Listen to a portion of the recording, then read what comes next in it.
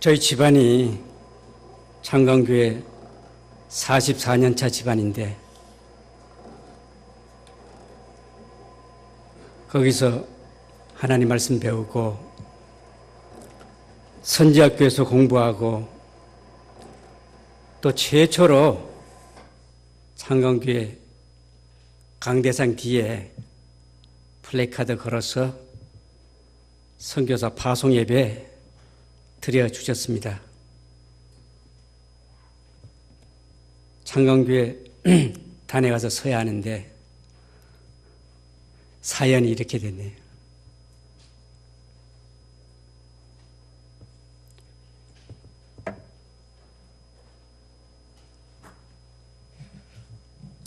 다윗이 통일 이스라엘의 왕으로 등극을 하고 왕이 즉위식을 마치고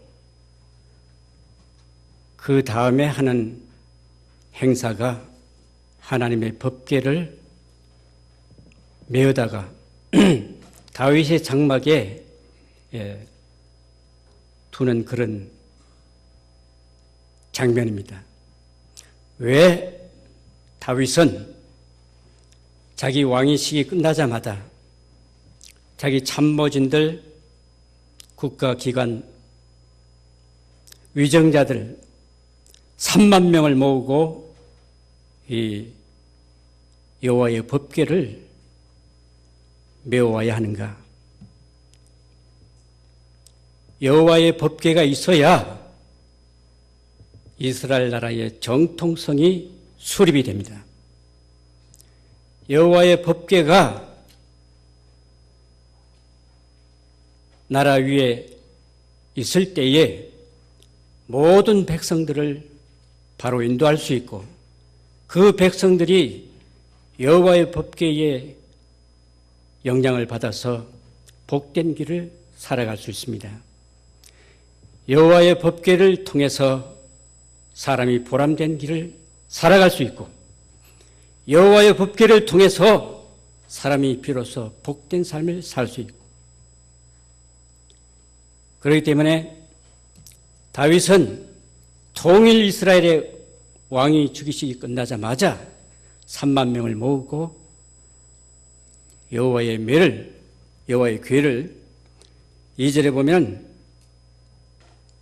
자기와 함께 있는 모든 사람 3만 명을 데리고 바알 예후다 거기서 하나님의 궤를 메어 오려 하니 그 궤는 그룹들 사이에 좌정하신 만군의 여호와의 이름으로 불리는 것이라. 여호와 법 그 자체가 만군의 하나님의 그 상징을 가지고 있습니다. 거기 없이는 왕정시대 교회, 모세 시대는 율법시대 교회, 광야 교회 시대고 왕정시대, 그 다음에 이제 지나서 신약교회로 이제. 그런데 이상합니다. 다윗은 여호와의 궤를 메어 오려 하니 분명히 메어 오려고 그랬어요. 메어 오려고. 그런데 3절에 보면은 그들이 하나님의 궤를 새 수레에 싣고 이 엄청난 문제가 발생하는 거예요. 하나님의 궤는 메어야 됩니다. 메어야 됩니다. 광야 교회에서 하나님의 율법을 받고 그 율법에서 분명히 얘기를 했어요. 출애굽기 25장 13, 14절에서 여호와의 궤를 메어라. 메라고 그랬습니다. 1시간 예배니까 뭐 성경을 다 들 수는 없고 메라고 그랬어요. 메라고. 다윗은 메어 오려고 했습니다. 그런데 그들이 전혀 하나님이 명하시지 않은 전혀 다른 방법으로 교회 안에는 인본주의와 신본주의, 교인과 성도 이렇게 나아가고 있습니다. 성도는 신본주의는 자기 목숨을 바쳐서 하나님의 뜻을 이루어드리고 하나님을 기쁘시게 해드리고 하나님께 영광을 돌리는 그런 삶을 초연하게 걸어갑니다. 그러나 이 교회는, 인본주의는 하나님을 끌어다가 머슴처럼 부려먹으면서 내가 이걸 해야 하니까 도와라. 내가 이걸 이루어야 하니까 도와라. 하나님을 끌어다가 자행자지하는, 어느새 다윗 왕국의 왕정시대 교회에 그들이 들어온 거예요. 그들이 전혀 하나님이 뜻하시지 않은, 메어야 됩니다. 메어야 돼요. 네 사람이 메고 하나님이 위에 계시고, 하나님이 가라면 가고 서라면 서고, 하나님의 말씀에 따라서 그렇게 가야 되는데 수레에다 실었으니까. 그런데 여러분 성경을 집에 가서 쭉 읽어보세요.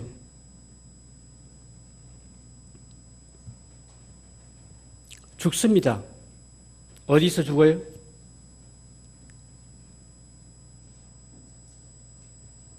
나곤의 타작마당을 만나게 돼요. 인본주의가 가는 길은 반드시 하나님의 심판을 받는다는 것을 보여주고 있어요. 인본주의. 이 인본주의를 다스리지 못하면은 수레에 하나님의 법궤를 싣고 가는 이 세력을 교회에서 다스리지 못하면 교회는 침몰하고 맙니다. 법궤를 메고 간 주의 종들 뒤에는 거룩함이 있고 질서가 있고 사랑과 희락과 화평, 온유함, 모든 것이 아름다운 열매로 맺혀지지만은 이 오늘날 수많은 교회가 세상 법정에서 싸우고 있어요. 왜 그렇습니까? 수많은 교회들이, 교회를 이끄는 지도자들이 하나님의 법궤를 매지 않고 수레에 싣고 가기 때문에 그렇습니다. 싸움이 있고 다툼이 있고 분쟁이 있고 그 모든 때는 근본이 여호와의 궤를 메고 가지 않기 때문에 그렇습니다. 메고 가야 됩니다. 죽으면 죽어요. 그들의 세력을 잘 다스려야 됩니다. 집안에서도 마찬가지고 직장에서도 마찬가지고 국가에서도 이 그들이란 세력이 들어오면 국가가 서서히, 인본주의는 하나님을 끌어다가 이 세상 육체의 정욕, 안목의 정욕, 이생의 자랑을 따라가는 것이 인본주의입니다. 자기 재임 기간에 빚을 얻어다가 시설을 잘 해놓고 다음 후임이 그 빚을 갚느라고 온갖 허덕거림, 그는 안중에 두지 않는 그런 세력들이 무서운 거예요. 국가의 일꾼이 빚을 내지 않고 허리를 동이고 끈질기게 빚을 내지 않고 끈질기게 나라 살림을 끌고 가는 그런 지도자를 만날 때 소망이 있는 거예요.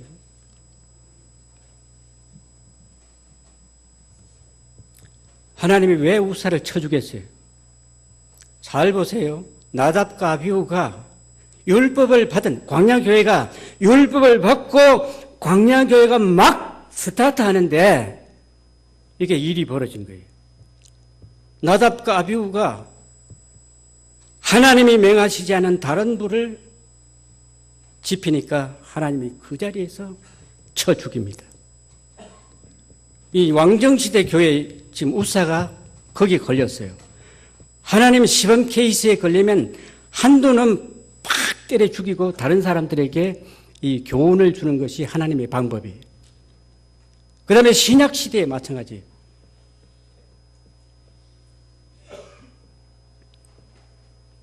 신약시대에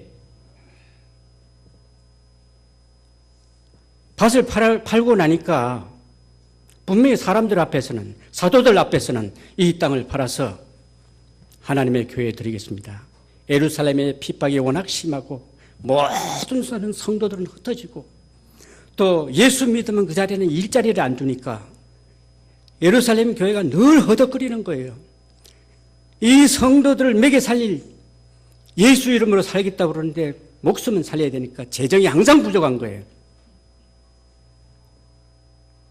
바나바가 땅을 팔아서 바치니까 그 어려운 재정 가운데 재정이 돌아오니까 얼마나 예루살렘 교회가 활기를 회복을 합니까?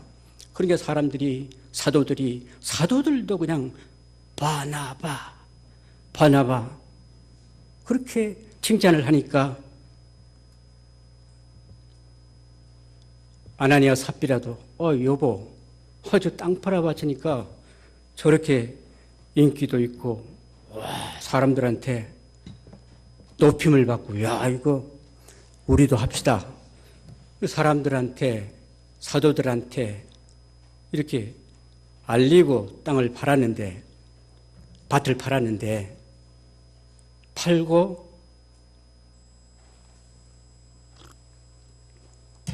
돈을 딱 쥐니까 인본주의는 항상 그렇습니다.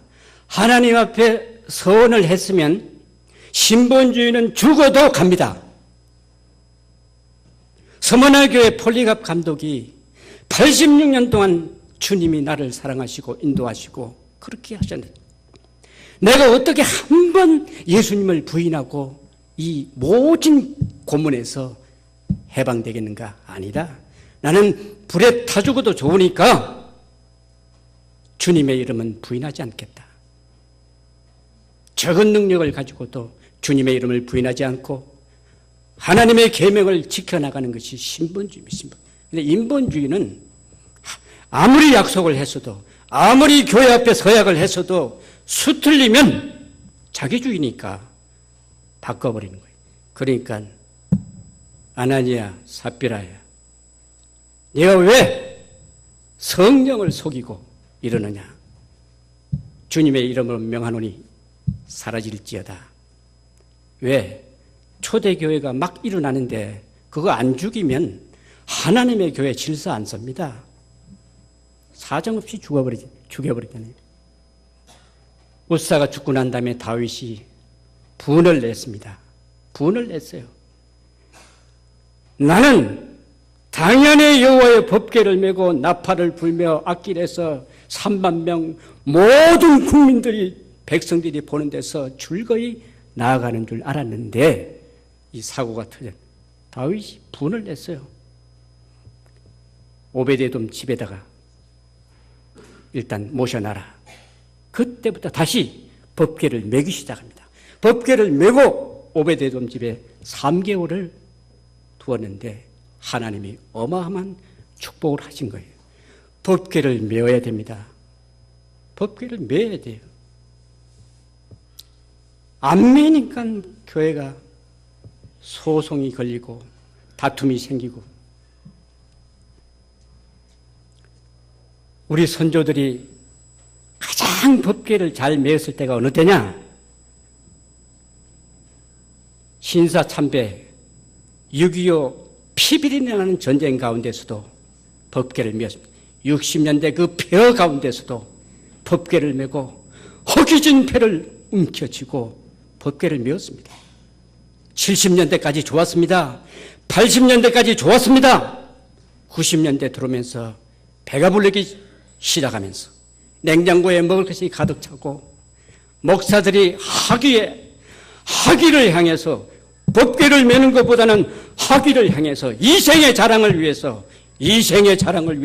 목사들이 서서히 법궤를 어디다 실어요? 수레에다가 실기 시작한 거예요.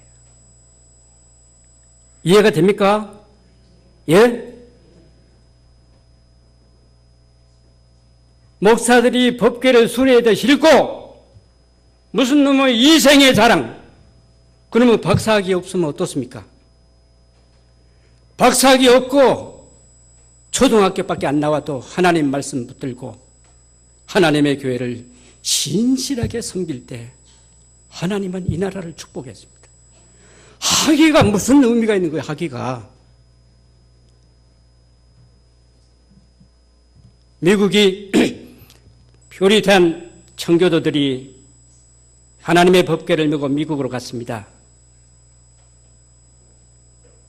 학교를 세우고 자기 집을 멋지게 짓기 전에 고을마다 하나님의 교회를 먼저 세웠습니다.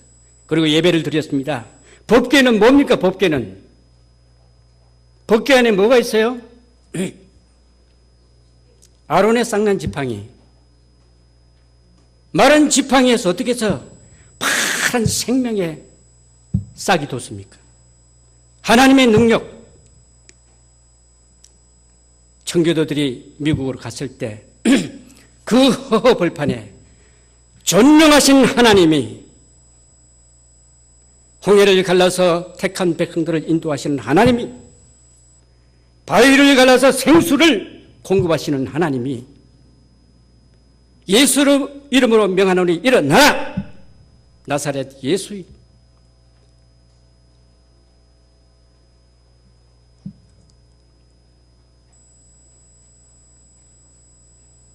그리고 말씀을 가르쳤습니다. 너희는 가서 만나 항아리. 만나 항아리죠. 만나 항아리. 사람이 떡으로만 살 것이 아니라 하나님의 입에서 나오는 말씀으로 살지니라. 너희는 가서 모든 족속으로 제자를 삼고 성부와 성자와 성령의 이름으로 세례를 주고 내가 너에게 분부한 모든 것을 말씀을 가르쳐라. 사도 바울은 선교 시작부터 하나님이 부르실 때까지 가는 곳마다 하나님의 말씀을 가르쳐서 복음이 전해지지 않은 곳에 복음을 전하고 교회가 세워지지 않은 곳에 교회를 세우고 하나님의 말씀을 가르쳤습니다. 마지막 때에 하나님의 말씀을 붙드는 자만 살아남습니다. 마지막으로 세 번째 법궤 속에는 율법의 십계명. 십계명의 역할은 길이요 진리이신. 보세요. 가까운 데서도 보이잖아요. 가까운 데서도 보이잖아요, 여러분. 의는 없나니 하나도 없다는 거. 사람을 쳐다보지 말라는 거예요, 사람을. 사람 쳐다보지 말고 길이요 진리요 생명이신 주님 바라보고. 믿음 생활을 왜 사람을 쳐다봅니까? 지도자가 아무리 훌륭해도 사람 쳐다보고 주님을 바라보지 않으면 망하고 맙니다. 율법, 의인은 없나니 하나도 없나니 천하의 구원 얻을 만한 이름을 주신 일이 없으니 예수 그리스도 주 예수를 믿어라. 그리하면 너와 네 집이 살리라. 이 법궤는 딱 이겁니다. 딱 한마디로 전능하신 하나님이 나를 인도하시지 아니하시면 안 됩니다. 말씀을 붙들 때 우리는 악하고 음란한 세상에서 승리할 수 있습니다. 오직 길이요 진리이신 예수님만 따라가야지 인간 쳐다보다가 사람 쳐다보다가 낙심해서 쓰러지고 마는 거예요. 그래서 우사가 죽고 난 다음부터 계속 읽어보세요. 집에 가서 맨다. 할렐루야. 메고 나니까 어떻게 됐어요? 15절 같이 한번 읽읍시다. 15절 다윗과 온 이스라엘 족속이 즐거워 한호하며 나팔을 불고 여호와의 궤를 메우니라. 자, 온 이스라엘 족속이 어떻게 했어요? 즐거워 한호하며. 야, 궤를 메니까 비로소 백성들에게 기쁨이 샘솟기 시작하는 거예요. 우리 대한민국이 잘 되려면 어떻게 해야 돼요? 먼저는 주의 종들이 법궤를 메야 되고, 그 다음에 성도들이 법궤를 메야 돼. 그러나 교인들은 아직 인본주의에서 못 벗어났기 때문에 교인들은 우리가 법궤를 메고 가면서 본을 보여서 성도의 계열에 들어오게 만들고 그들도 법궤를 메게 만들어야 합니다. 온 족속이. 우리 대한민국의 교회 지도자들이 성도들이 법궤를 메면 모든 질서는 잡힙니다. 헌법재판소도 질서가 잡히고 국회도 질서가 잡히고 질서가 잡혀요. 그런데 법궤를 매야 할 성도와 교회와 교회 지도자들 다 그런 건 아니지. 법궤를 수레에 메고 스마트폰을 들고 육체의 정욕과 안목의 정욕과 이생의 자랑을 따라가니까 국회도 개판이고 헌재도 개판이고 다 개판으로 돌아가는 거예요. 소망이 없습니다. 온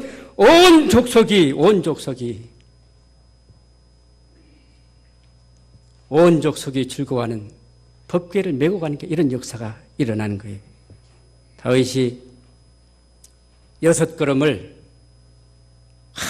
법궤를 6걸음을 띄고 하나님께 제사를 드립니다. 6걸음을 띄고 하나님께 제사를 드립니다. 우리가 전능하신 하나님, 하나님의 말씀, 예수 그리스도가 딱 내 어깨에 메어진 상태에서 세상에 나가서 6일 동안 땀 흘려 일하고 주님의 날에는 공예배에 반드시 모여서 하나님께 예배를 드려야 한다는 거예요.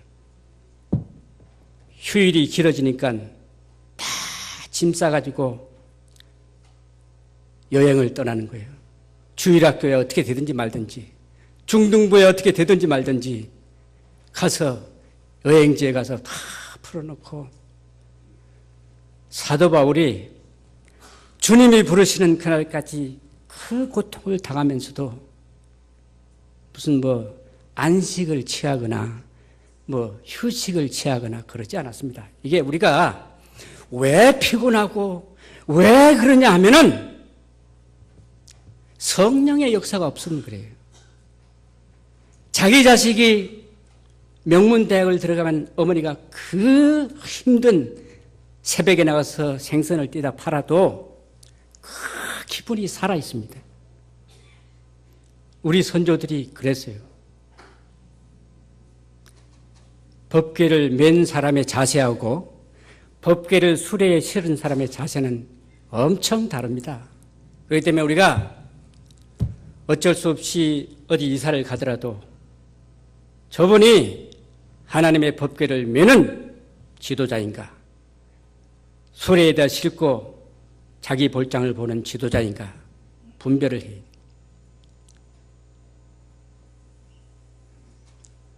저는 원래 아시아연합신학대학을 갔습니다. 그랬더니 우리 장강교회 노길영 집사가 너 아시아연합신학대학 거기 가서 성경 제대로 못 배운다. 성경을 제대로 배워서 선교를 나가든지 말든지 해라. 그래서 제가 순종했어요. 형님이 초등학교밖에 안 나왔어요. 성남에서 이불 가게 커튼 장사를 하는데 주위에 이불 가게 커튼 가게가 3개가 있어. 주일날 문 닫고 가면은 모든 손님이 그쪽으로 다 쏠립니다. 그래서 내가 걱정이 돼서 형님, 이렇게 손님 다 떨어지는 거 아닙니까? 끝까지 주일날은 문을 닫고 지금 제가 이렇게 한국에 나오면 용돈 써라. 부자가 됐어요, 부자.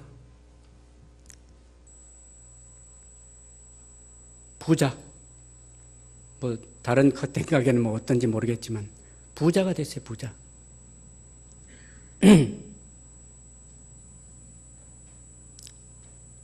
마지막 때에 지금 우리가 예수님이 초림하실 때하고 예수님이 다시 오시는 그날, 그 기간을 우리가 말세시대라 그럽니다. 말세시대. 말세시대인데 지금 어디 와 있냐? 말세지말에 와 있어. 거의 가까이에 와 있습니다. 하나님의 법궤를 줘야 됩니다. 메어야 됩니다. 메어야 돼. 버가모 교회 지도자가 안티파스입니다. 이름이 안티파스. 안티라는 말은 주님의 말씀에 반대되면 나는 죽어도 안 간다. 파스는 패스라는 뜻이에요. 주님의 말씀이면 나는 죽어도 간다. 그렇게 버가모 교회 지도자 안티파스는 죽어갔습니다. 가장 우상 숭배가 극렬하게 버가모 교회에 진행이 됐는데, 여러분, 주님 다시 오시는 그날까지 우리 주님은, 우리 하나님은 사람을 세워서 구원 사역을 해나가십니다. 아시아 7교회를 통해서 계시록에서 분명히 보여주고 있어요. 7교회 사이에 다니시는 이가 앱서버 두사빌라 7교회를 보여주잖아요.